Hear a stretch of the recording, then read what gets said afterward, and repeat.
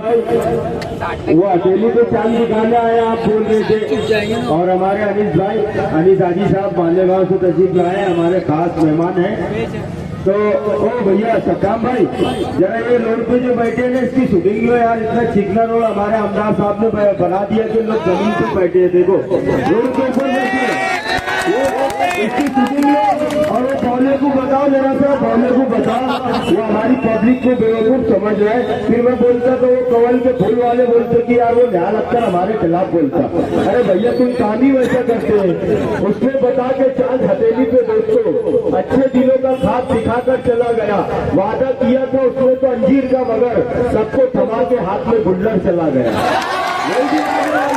तो मैं आपसे गुजारिश करूंगा हमारे आमदार साहब को जहन में रखें और एक एक बात को नोट करें। और आने वाली 20 तारीख को हमारे आमदार साहब का पतंग के निशान का बटन दबाना है और आमदार साहब को चुन के लाना है। मैं आमदार साहब से गुजारिश करूंगा कि बाइक पर तशरीफ लाए और अपने ख्यालात अपने कामों का सिलसिला हमारे दरमियान पेश करें।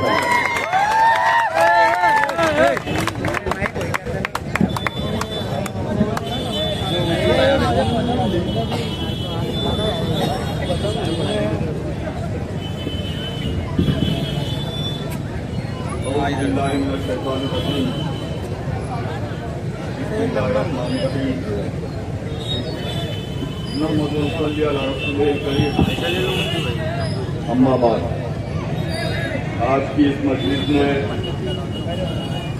जो हमारे सदर है राजू भैया लाठी चंचन, हमारे बड़े भाई फिरोज लाला साहब, हमारे नगर सेवक आमिर पठान, नगर सेवक गनी डालर, नगर सेवक सईद बेग, यहाँ पर मौजूद हमारे माजी नगर सेवक साजिद साहिब, हमारी महिला जिला अध्यक्ष दीपा मैडम, मलिका मैडम, फातिमा मैडम, कैसर पिंटा साहब, यहाँ पर मौजूद सभी साथियों, बुजुर्ग और दोस्तों, नाम लेना कोई असल मकसद नहीं होता। आप सब लोग मेरे दिल में यकीन जानिए। अभी हमारे न्याय अख्तर साहब इस प्रोग्राम की निजामत कर रहे हैं, बेहतरीन तरीके से कुछ अशार पेश करते हैं। उसी निस्बत से अपनी छोटी सी बात को एक शेर के साथ शुरू करना चाहूंगा कि ये बुजुर्गों की दुआ है, ये अता है उसकी। ये बुजुर्गों की दुआ है, ये अता है उसकी। सिर्फ अल्फाज के पत्थर नहीं फेंके मैंने, अपनी मेहनत से किया नाम जहां में रोशन। सामईन कराम, आप सभी लोगों का तहे दिल से शुक्रिया अदा करना चाहूंगा। 5 साल पहले आप लोगों ने मेरे लिए मेहनतें की थी, मेरे लिए दुआएं की थी, मुझे अपने कीमती वोटों से नवाजा था, और उसी का नतीजा ये है कि हिंदुस्तान आजाद होने के बाद पहली मर्तबा इस धुलिया शहर से एक मुस्लिम आमदार चुनकर आया। साथियों, आप लोगों ने तो मुझे आमदार कहकर चुनकर दिया। आप लोगों को लगता होगा कि भाई ये जो आमदार का पद है ये बहुत आसान है, लेकिन ऐसी बात नहीं है साथियों। मैं चुनकर आने के बाद जब मैंने पूरे शहर का जायजा लिया, मैंने देखा कि अक्सर जो हमारे समाज के लोग हैं उनको कितनी तकलीफ का सामना करना पड़ता है। हर बात से मैंने गौरवपोष किया और अल्लाह का शुक्र है हर फील्ड में, हर क्षेत्र में, हर शोबे में मैंने पूरी मेहनत और पूरी ईमानदारी के साथ काम किया था। इसके पहले आप लोगों ने देखा जो भी आमदार चुनकर आते थे सिर्फ हथेली पे चांद दिखाते थे। आपने देखा कि अभी हमारे फिरोज भैया ने बताया कि ये रोड पर बोले 4 मरतबा उद्घाटन हुए। राजू बाबा ने करा, अनिल गोटे ने करा, नारियल फोड़े, कोपरा खा के चले गए। लेकिन ये रोड नहीं बना है। भले दूसरे रोड बनाएंगे, लेकिन ये रोड सिर्फ इसलिए नहीं बना कि भाई यहाँ पूरे के पूरे मुसलमान लोग हैं। सही है ना? ये रोड पूरी तरह मुस्लिम इलाके से होकर गुजरता है, इसलिए ये रोड नहीं बना। एक शायर कहता है, न्याय अख्तर साहब मतीन अनवर साहब तवज्जो चाहूंगा कि ना हम सफर न किसी हम नशी से निकलेगा, न हम सफर न किसी हम नशी से निकलेगा, हमारे पांव का कांटा हमें से निकलेगा। आप लोगों ने मुस्तैद होकर आपका अपना आमदार चुनकर दिया और आपके अपने आमदार ने आपका रोड बेहतरीन तरीके से तामीर कर दिया। साथियों, हर शोबे में हमने काम किया, न सिर्फ मुस्लिम समाज के बल्कि हिंदू भाई के, ईसाई भाइयों के, दलित भाइयों के, सिख भाइयों के, सभी के काम अल्हम्दुलिल्लाह मैंने किए, पूरी मेहनत और पूरी ईमानदारी के साथ। अभी ये जो हमारे विरोधक है, विरोध में हम आप लोगों को बताना चाहते हैं कि हम क्या है कि आवले बावले को अपना अपोजिटर मानते नहीं। हमारा जो असल विरोधक है वो भाजपा है, और दूसरा नंबर पे वो जो बोचरे अनिल गोटे, उसके ताल्लुक से अभी भैया ने बताया, वो बोल रहा था बोले हिंदुस्तान में रहना होगा तो आपको वंदे मातरम कहना होगा। अरे बोचरिया, तेरे मुंह में दांत नहीं, तेरे पेट में हाथ नहीं, और इतनी बड़ी बड़ी बातें कर रहा बेटा। मैं पूछना चाहूंगा, जो लोग आज भी वो अनिल गोटे की दलाली करते हैं, एक वक्त था जब हमारे शहर की 14 मस्जिदों को शहीद करने का उनका प्लानिंग था। उस वक्त फिरोज भैया आपको याद होगा शायद, हमारे उलमाए कराम, हमारे शहर के जो बड़े लोग हैं, वो गए वो अनिल गोटे के पास, आमदार था, बोले ये मदरसे तोड़ने की प्लानिंग है, मस्जिद तोड़ने की प्लानिंग है, आप हमारी मदद करो। तो क्या बोलता हूँ, पूछ रहा मैं आरएसएस का हूँ बोले, और मैं मुसलमानों के वोट पर नहीं सुन के आता बोले, मैं तुम्हारा काम नहीं करूँगा बोले। तो वो कदम मारने को वोट देते, वो कदम मारने के पास जाओ बोले। कदम मारने के पास गए, बोले मेरे बस की बात नहीं। तो मैं आप लोगों को ये बताना चाहूंगा कि अपना तो अपना होता है और बाकी सब झूठा सपना होता है। मैंने देखा हमारे लोगों को जिस तौर से, जिस तरीके से जरूरियात थी, हर बात पर मैंने काम किया साथियों। अभी एक बार वो अनिल गोटे के पास गए, बोले अन्ना बोले हमारे इधर बोले पानी की बहुत तकलीफ है, पानी नहीं आता। तो बोचरा बोलता, अरे बोले तुम्हारे लोग बोले 8 दिन में एक बार नहाते बोले, तुमको पानी की क्या जरूरत। और आज उसी की दलाली करने वाले उनको आप सवाल पूछिए साथी। बाकी ये जो ये काला टोप जरा ज्यादा उड़ रहा है, देखे तुमने बेटा, तेरी औकात नहीं। अभी मैं आमदार हूँ, बहुत शांतता से और बहुत ठंडे दिमाग से रह रहा, नहीं तो मालूम है ना दूसरा वो एक फिल्म का डायलॉग है साथियों कि हम शरीफ क्या हुए,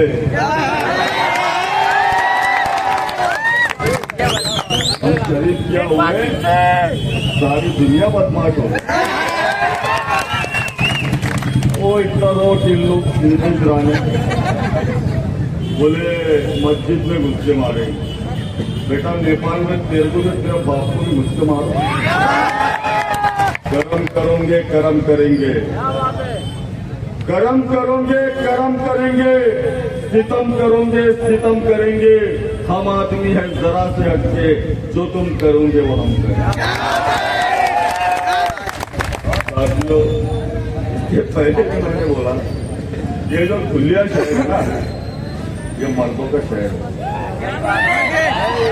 ये खुलिया शहर, ये मर्दों का शहर है। और हमारे खुलिया के जितने नौजवान मेरे दोस्त यहाँ दिखाई दे रहे हैं ना, इंशाअल्लाह सिर्फ मर्दों की क़यादत पसंद करेंगे। अब वो आसिम आया था,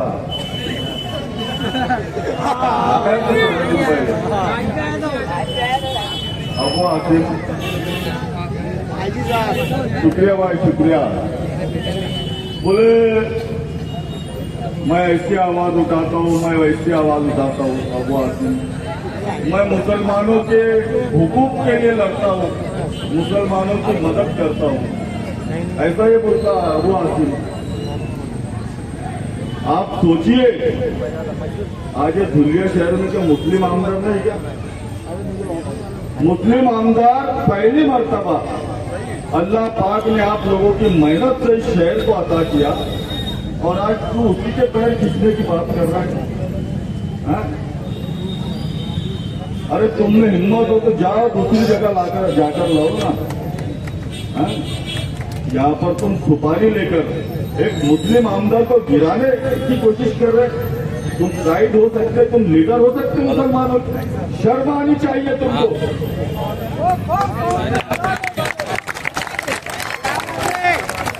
अभी हमारे फिरोज भैया ने बताया ये जो पार्सल आए बोले उसको सिर्फ इसलिए खड़ा किया यहाँ पे, नहीं ये जो भाजपा के लोग हैं ये डायरेक्टली पैसे बांट नहीं सकते, ये लोग डायरेक्टली पैसे बांट नहीं सकते, इसके लिए इसको बीच में का दलाल बनाकर कि भाई ये मुसलमान है और ये मुसलमानों को पैसे बांटेगा और आमदार की वोट खराब करेगा और फिर से वो काला बंदर नहीं तो बोचरिया वोट चुन के आएगा, ऐसा उनका प्लानिंग है। लेकिन नहीं, मैं सलाम करता हूँ दुनिया के मुसलमानों को, सिर्फ महाराष्ट्र ही नहीं पूरे हिंदुस्तान के लोगों ने मुझे फोन करके ये कहा था कि मरहबा आपके धुलिया शहर के मुसलमान, कभी थके नहीं और कभी दिखे नहीं और न थकेंगे ना दिखेंगे इंशाअल्लाह। अब आसिम बोले धुलिया शहर से बोले मैंने एक मर्द को उम्मीदवारी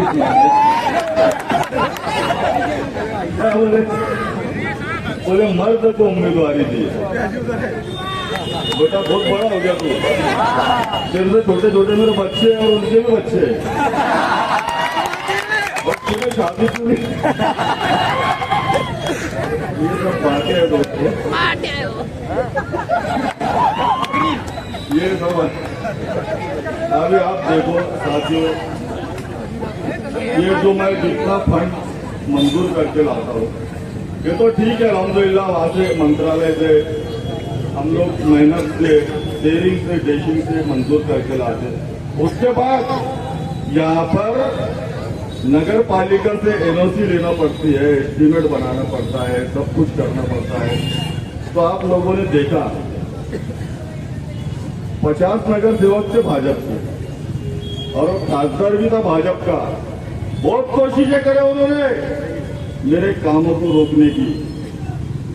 तो हमारे माजी खासदार एक पीए सिर्फ उसने मेरे काम रोकने के लिए लगाया था मंत्रालय में कि भाई आमदार के जहाँ जहाँ काम चल रहे ना बोले उसकी मालूमात दे।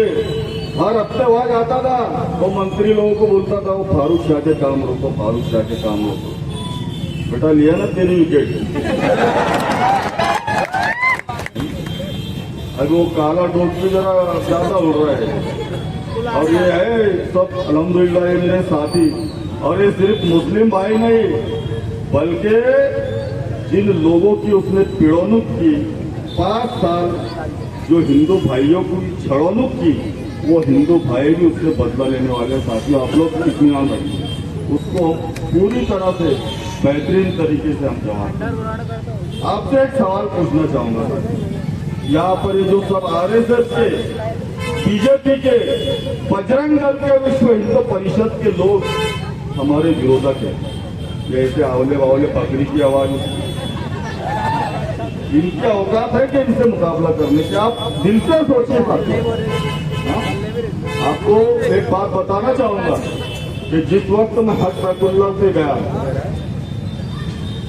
क्योंकि आज मेरे साथी कहाँ है कि क्योंकि आज 2007 में साथियों सबसे पहले वहां ये दुआ की कि अल्लाह पाक मौत देना तो शहीदों वाली दे।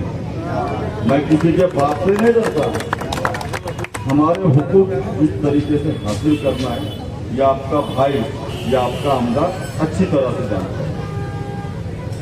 मुझे मेरी कौम पे, मेरी समाज पे मेरे शहर के लोगों पे पूरा भरोसा है और उन्होंने देखा कि आमदार ने पूरी मेहनत पूरी ईमानदारी से काम किया है।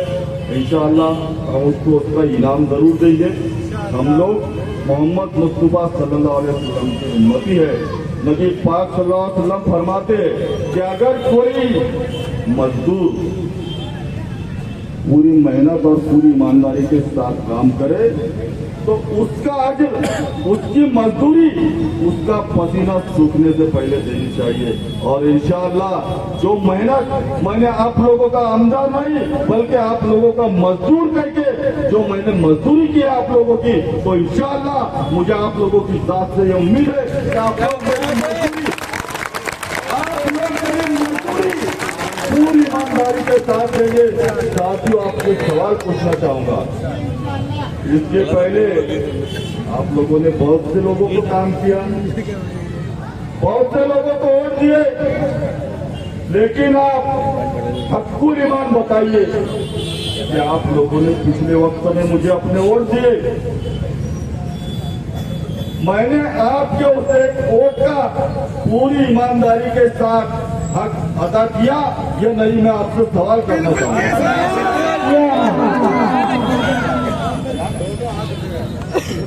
अल्लाह का शुक्र है अभी कुछ बातें सामने आ रही है साथियों।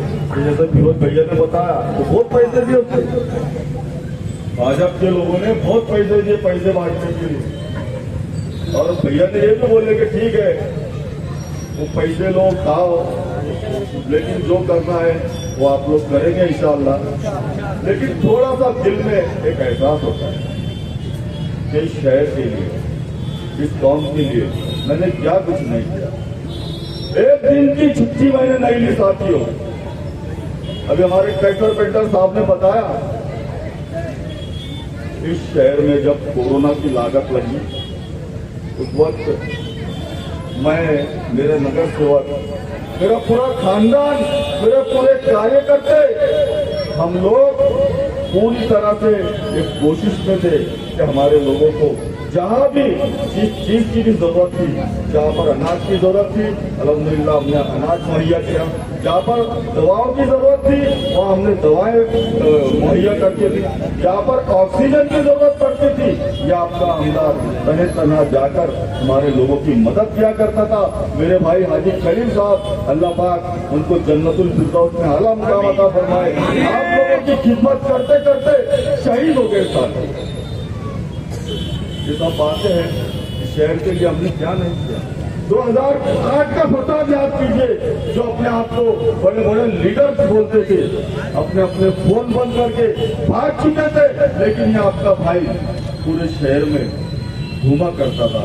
जहाँ जिस चीज की जरूरत थी वहाँ पर हर मुमकिन हमारे लोगों की मदद किया करता था।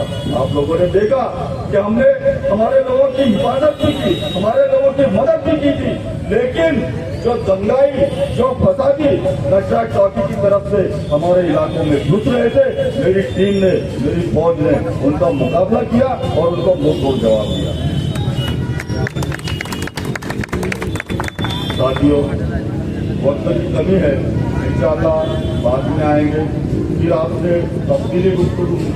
सिर्फ एक बात पूछना चाहूँगा कि हमने देखा कि अभी उधर कुछ लोग जा रहे हैं पैसे लेने के लिए, तो हमने तो देखा कोई भी ऐसा सूझबूझ वाला आदमी वहां नहीं जा रहा है। कोई भी सूझबूझ वाला ईमानदार आदमी वहां पर पैसे के लिए नहीं जा रहा है। सिर्फ कुछ बच्चे जिनको अकल नहीं, जिनको समझता नहीं, कि मैं हमको बोले कश्मीर भेज रहा, कोई बोलते हमको बोले अजमेर भेज रहा। साथियों, वो ठीक है जो भी अल्हम्दुलिल्लाह आप लोगों ने देखा, लेकिन एक बात, एक जो मेरे दिल की खलीफ है, वो ये सब मेरे भाइयों से, मेरे बच्चों से ये शेयर करना चाहता हूँ कि मेरे दिल पर ये बात लगती है। अगर आप मानिए साथियों 1000-2000 रुपए आपने ले लिए, लेकिन आप ये सोचिए कि माजी में हमारे क्या हालत है। लूना सिविल हॉस्पिटल बंद हो चुका था पूरी तरह से। जो हमारे गरीब मजदूर है वो अपनी बीवी को, अपनी बहन को लेकर डिलीवरी के लिए रिक्शा करके ले जाते थे। 500-500 रुपये दोनों तरफ से 1000 रुपये लगते थे हीरे मेडिकल कॉलेज में जाने। याद है साथियों? ये बात सोचने जैसी है।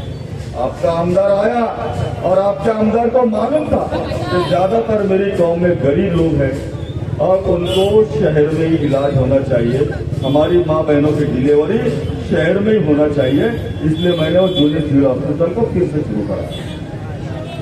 2008 के फसाद में मैं आपको बताना चाहूंगा कि जिस वक्त एक बहन को डिलीवरी की जरूरत थी, पूरे शहर में फसाद बरपा था, कर्फ्यू लगा था, हमारे एक साथी ने मुझे बोला, मैं उसके लिए टैक्सी लेकर गया। वो बहन को हमने उस टैक्सी में बिठाया, लेकिन पूरे शहर का जायजा लिया हमने, तमाम हॉस्पिटल बंद थे और वो बहन की डिलीवरी टैक्सी में हुई। उस वक्त मैं आमदार नहीं था, उप महापौर नहीं था, नगर सेवक नहीं था। उसी वक्त मैंने ये तय किया कि अल्लाह पाक से दुआएं की कि अल्लाह पाक अगर मैं चुनकर आऊंगा या मैं अगर इख्तियार में आऊंगा तो इंशाअल्लाह सबसे पहले मुस्लिम इलाके में एक सच्चा खाना बनाऊंगा, एक डिलीवरी वार्ड बनाऊंगा। आप देखिए साथियों, सामने ही 51-52 स्कूल थी, वहां पर बेहतरीन तरीके से डिलीवरी वार्ड बनाया। हमारी गरीब माँ बहनें उससे मुस्तफिद हो रही है, उससे फायदा ले रही है। आपने देखा जिन लोगों को, जिन माँ बहनों को राशन नहीं मिलता था, मामलेदार में भटका करती थी, कलेक्टर ऑफिस में भटका करती थी, उन सबको हमने बुलाया हमारे ऑफिस पर। सलाम करता हूं हमारी महिला टीम को, अल्हम्दुलिल्लाह।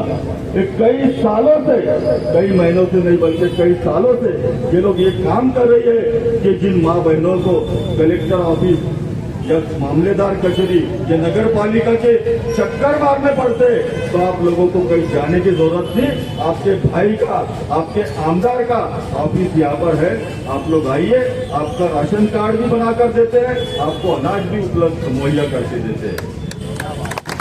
तो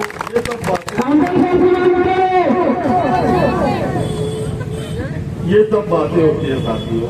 राशन कार्ड बनाने के भी लिए हमारी ख्वातीन 2-3 साल चक्रा मारा करती थी, कई एजेंटों को, कई दलालों को पकड़कर 4-8 हजार रुपए देती थी, फिर भी उनके राशन कार्ड नहीं बनते थे। तो आप सोचिए साथी, आपका आमदार आने से कई हजारों गरीबों को अनाज मिलना शुरू हुआ, कई हजारों लोगों को मुफ्त में इलाज हो रहा है साथियों। उनके आने के बाद मैंने एक हॉस्पिटल मंजूर किया, Haji Anwar super multi speciality hospital. Hospital जब तैयार हुआ तो 3-4 डॉक्टर्स का फोन आया, बोले हम भी, बोले वो जो बड़े बड़े हॉस्पिटल है ना, उसके तो ऐसा अपन एक टीम बनाकर वो हॉस्पिटल चलाएंगे। मैंने उनको कहा कि मैंने यहाँ पर कोई पैसे कमाने के लिए हॉस्पिटल नहीं बनाया, मैं यहाँ पर योजना लाऊंगा और हमारे जितने गरीब है उनका इलाज फ्री में करूंगा साथ, फ्री में अल्हम्दुलिल्लाह का इलाज होगा। इसको बोलते हैं कौमी टेक्नोलॉजी।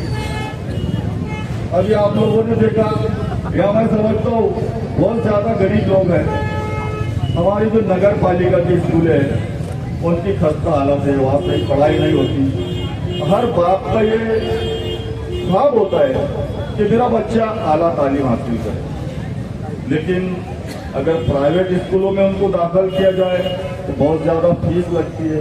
इस बात को मद्देनजर रखते हुए मैंने एक बेहतरीन स्कूल मेरे फार्म हाउस पर तैयार किया। वो स्कूल में बच्चों को जाने आने के लिए जो रिक्शा और जो बस लगाई हमने, उसका लिए एक नया पैसा हम लोग किराए में लेते। वो जो बच्चे वहां पर पढ़ते हैं उनसे किसी भी तरह की एक नए पैसे की फीस हम लोग नहीं लेते।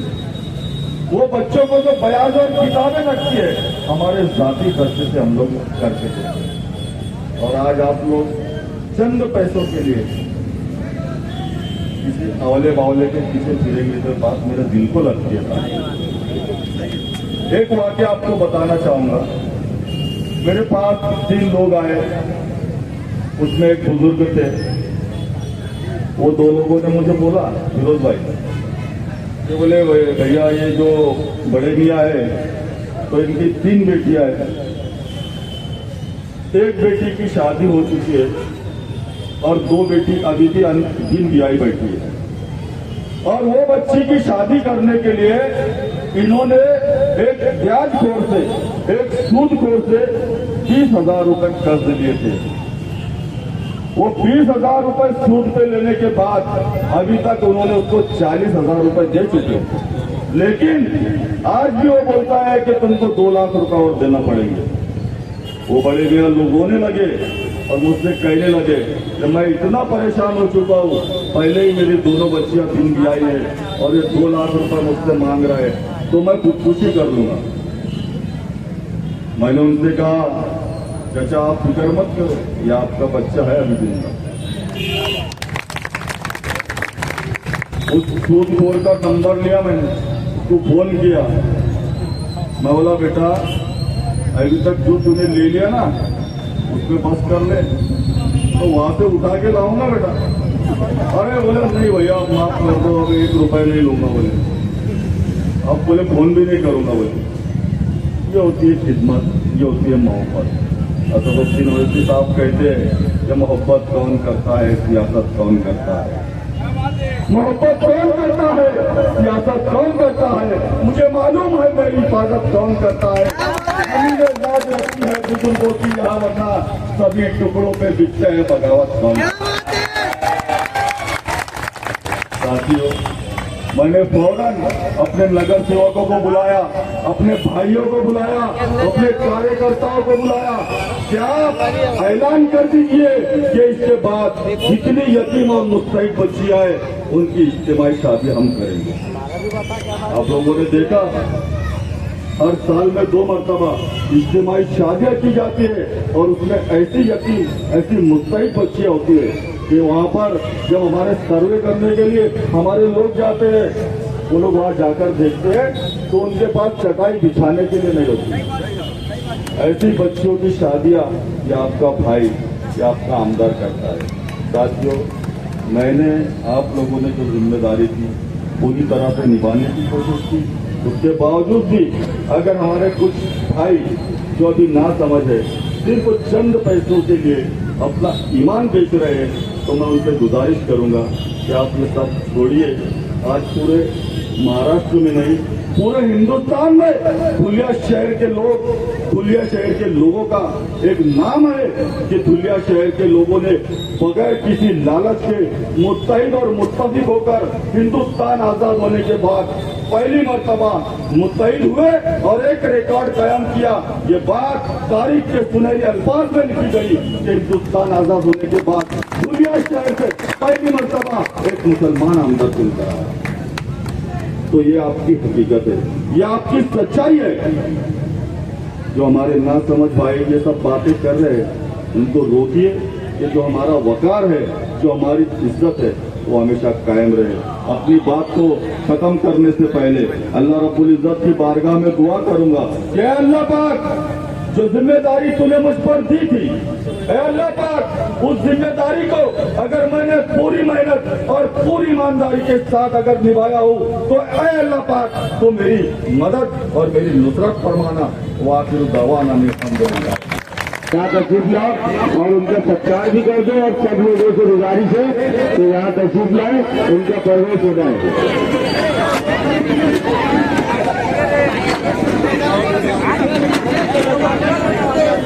आमीन आमीन। परवेश वाले आगे आ जाओ, परवेश करने वाले आगे आ जाओ। सबसे पहले तो मैं पार्टी परवेश